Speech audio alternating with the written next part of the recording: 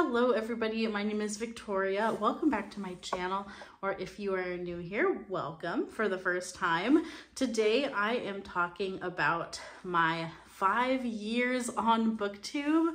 I cannot believe that I have been making videos for 5 years and that I'm still here. I mean, I can believe it. It's definitely what I hoped for when I started this. I hoped that it would be something I could do, I don't know, forever, because I love it here so much. But it's pretty crazy to put a number on it now and say I have been doing this for 5 years. So we're going to structure this little chatty video around the BookTube birthday tag, because I usually forget about this because my BookTube birthday is in June.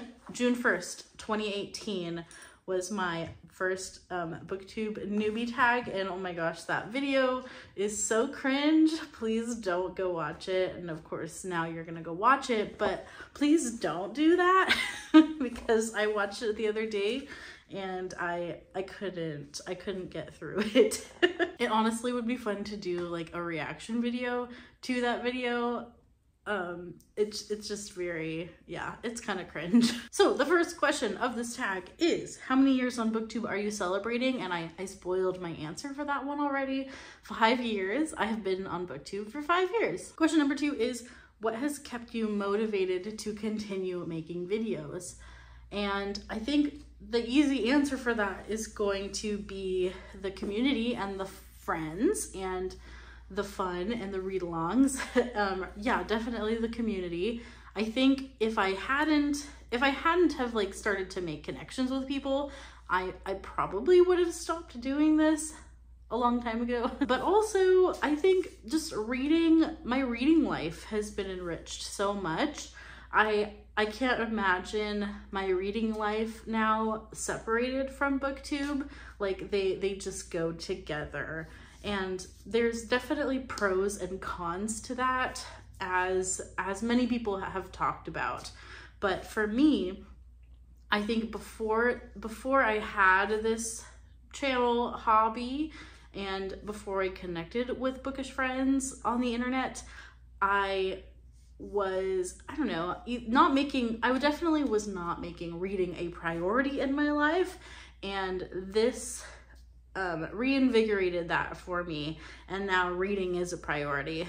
And I've had to, I think, kind of figure out, I have a little bit more of a healthy relationship with that now, because I think at first I felt like I had to be reading all the time and I had to be reading a certain number of books and all of those like self-imposed pressures that just naturally happen when you participate in any social media, really. But I think at the end of the day, anything like negative that I experienced, I did work through, and I guess I'm not like always finished working through that. I think those things do like creep up sometimes. But after 5 years, I think I've developed a little more of a healthy balance between like, yes, this is still a hobby and I don't have to make reading my only hobby. I can still enjoy other things in my life with my free time. So, however, this has made reading a much more prominent part of my life, and for that, I am not sorry at all. So that was a really long answer to question 2, but that's gonna be my answer. Question number 3 is, what are 3 of your favorite videos you've made in the past year and why? And this one is kind of hard to answer because I have been less active as far as making videos, just life reasons. But I think some of the more fun ones, if I think like a year from today and I go back to like the summer and fall of last year, I've actually, if you count like the calendar year from January 2023, I've only made like 8 or 9 videos, I think, like total this whole year. So if you go back to the fall and the summer of 2022, I'm gonna say the Introduce Your BookTube Buddy tag was really fun to do with Christy, and that's her own original tag. And if you haven't checked that out, definitely go do that. And then please do the tag with your BookTube buddy of choice, and then be sure to tag me so that I watch it, because I would love to see it. I also enjoyed vlogging my travels, and I'm not sure I'm gonna do this like every time I travel, but I did vlog my Hawaii trip and New York trip, and even though they're kind of not bookish at all, I might have done a little bit of reading updates, but mostly it was about traveling. Even though they're not bookish, I really value having them and being able to look back on our trips, and I just love that I have that. So I think for any big trips like that, I might keep doing that. Even though I do feel a little strange, like I don't have to vlog my personal life whenever I travel or anything like that. I don't feel like it's necessary, but it's nice for me sometimes to look back on those more like big momentous trips that I've done in my life. So I might try to keep doing that as I travel other places. And then I guess another video that I have looked back on and have been referencing, not necessarily for a good reason, more for a bad reason, is my 2023 goals, because I'm way behind on a lot of those goals, and it's kind of, it's sad to me, but like I don't want to forget them, so I do keep going back to that video of naive young January version of Victoria who thought she would have time to accomplish goals. But I don't know, I still have half of a year, so I am gonna keep going back to that and being like, what were my goals again? Oh yeah. Question number 4 is, what have you struggled with on BookTube in the past year, and how did you overcome that struggle? This is the age-old question for me, but it's always, am I reading enough to justify having a channel?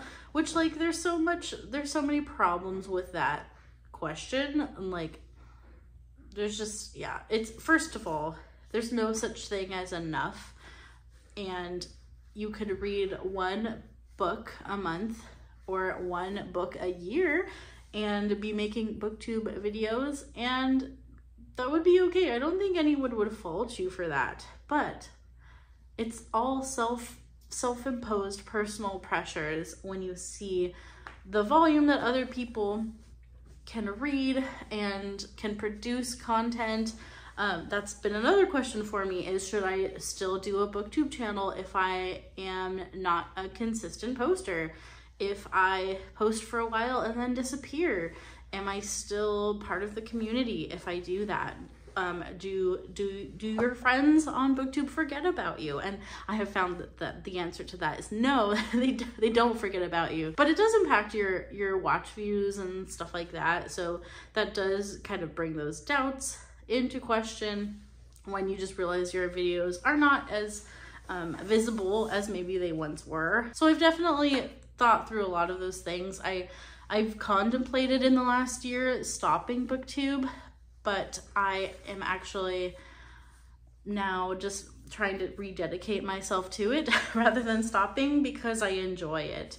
And I figured, you know, if I don't follow these self-imposed rules for myself, I think I would be sadder if I just stopped doing this altogether, and I wouldn't have a place to talk about books, and then reading would go back to being that solitary activity that it was for most of my life.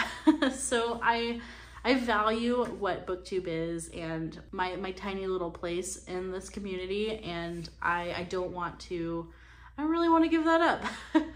And just because I don't sometimes meet my own high personal standards doesn't mean that I should stop completely.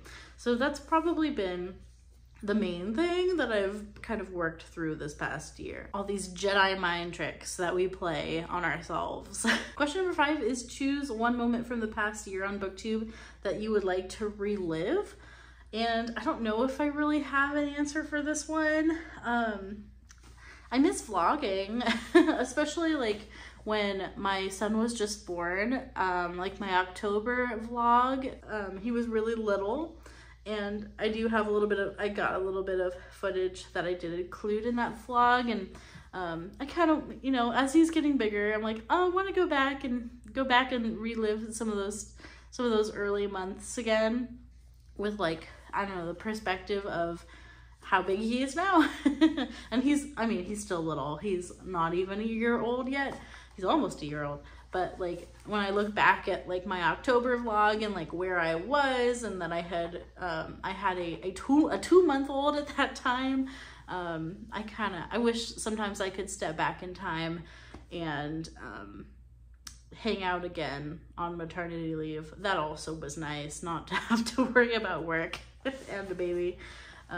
So yeah, I guess the vlogs from my early time with my baby, I would like to relive. I don't know, that's kind of like a weird answer. Question number 6 is shout out a huge supporter of your channel, and I have to shout out Penny. And Penny is always like just so supportive, and she's like the first person, if I post a video, like somehow Penny is always like the first comment. And she makes me feel very loved, and like oh, someone, like people do care. And I know that they care, but like Penny is always just like the first one to say like, hey, I'm happy you posted a video. And so that always boosts my spirits a little, so to hear from Penny. So thank you, Penny, for being such a wonderful community member and buddy reader, BookTube reader.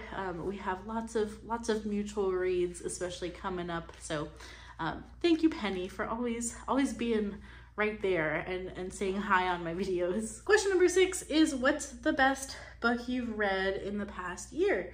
And I have 3, I think. And again, my volume of reading has really decreased quite a bit in the last year. And so I have had a hard time finding 5-star reads. Just a lot of what I'm reading right now ends up being 3 or 4 stars, which I'm getting kind of tired of. I really need a 5-star. I'm hoping that one of the books, or maybe several of the books that I'm in the middle of right now, are going to be 5 stars.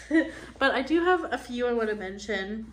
First of all, if we're counting the past year, so going back to last June 2022 to now, at the end of last year, I read Tomorrow and Tomorrow and Tomorrow by Gabrielle Zevin, and that's still a book that it just like ripped my heart out.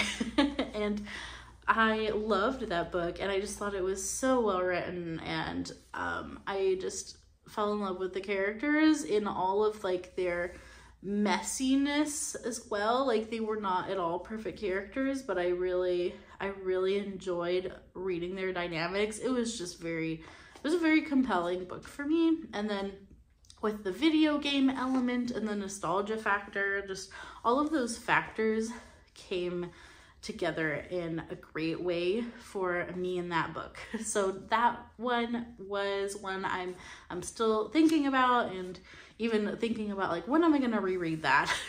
I also want to shout out Tress of the Emerald Sea, which is somewhere up here. Here it is. I think I have Tomorrow and Tomorrow and Tomorrow behind me too, but it's like behind other stuff. Tress of the Emerald Sea was a really fun time, even though not quite a 5-star book for me, but pretty close. It was just a really fun, enjoyable read, and was the first read of my new Kindle that I just got. So it was kind of special to read that on my new Kindle and like get the Kindle experience and learn if I like reading on a Kindle with like a good book. You know, it wasn't like I'm reading a bad book on my Kindle for the first time. So it was like a really good combination. The only other 5-star book that kind of comes to mind was from Middle Grade March, which was so far my best reading month of the year, of 2023. And that was Island of the Blue Dolphins. I really enjoyed rereading that. Last time I read that, I was a middle grade reader, maybe 6th grade, I think. Yeah, I want to say I read that in the 6th grade, which is like right at the target audience for that book. And rereading as an adult, I thought it was really well done, and a beautiful story, and I enjoyed it. And I also like learned something. I learned a bunch of things through that. And I don't know what it is with like survival stories and being a kid, but like I found survival stories really fascinating as a kid, and I remember that one being kind of intense for me at the time, but as an adult, I just really appreciated that book a lot. I think especially what I liked about it is that it doesn't talk down to kids, which I find can be kind of a common thing with middle grade books. I don't love it when the tone of the book talks down to kids, like just talk to kids like they're intelligent beings, because they are. But sometimes I feel like the tone will dumb it down.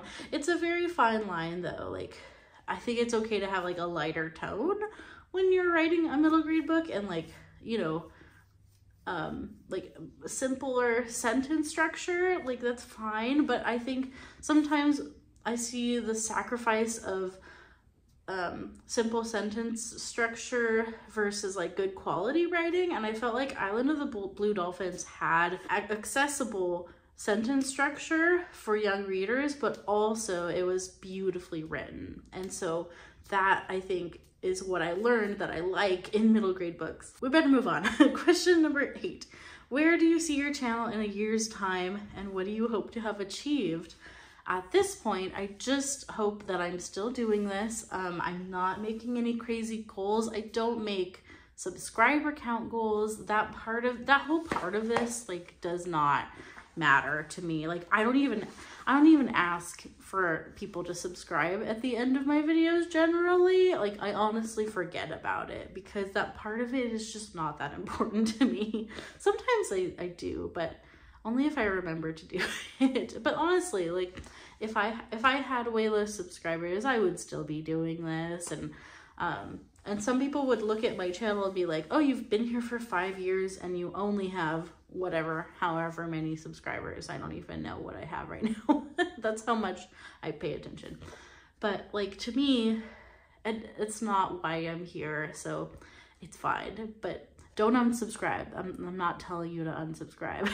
So as far as achievements, I just hope that I'm still doing this and that I'm still having fun, and that will be achievement enough. And that I'm still stretching myself as a reader, or not like pushing myself, but that sounds bad too.